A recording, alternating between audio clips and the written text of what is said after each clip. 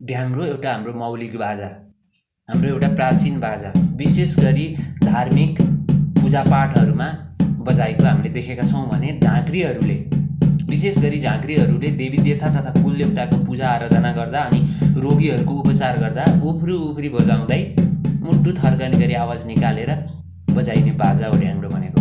ढ्याङ्ग्रो विशेष गरी काठबाट बनेको हुन्छ, यसको दायाँ बायाँ छाला हुन्छ र बजाउने त्यो लट्ठीलाई गजा भनिन्छ। यो गजा काठको पनि हुनसक्छ, बाँसको हुनसक्छ वा बेतको हुनसक्छ। ढ्याङ्ग्रो बाजाले प्राकृतिक रोग सम्बन्धी उपचार, सांस्कृतिक र आध्यात्मिक विषयवस्तुको त्रिकोणात्मक सम्बन्धलाई समेटेको देखिन्छ। ढ्याङ्ग्रोलाई सङ्गीतको माध्यमले उपचार दिने पूर्वीय सभ्यताको एउटा जिउँदो प्रविधिको रूपमा पनि हामीले यसलाई लिन सकिन्छ। यो हाम्रो मौलिक बाजा हो र नयाँ पुस्तालाई चिनाउनु, देखाउनु र यसलाई सिकाउनु पनि मेरो उद्देश्य हो। तपाईँलाई कस्तो लाग्छ ढ्याङ्ग्रो बाजा? मलाई त मिठो लाग्छ। जय सङ्गीत।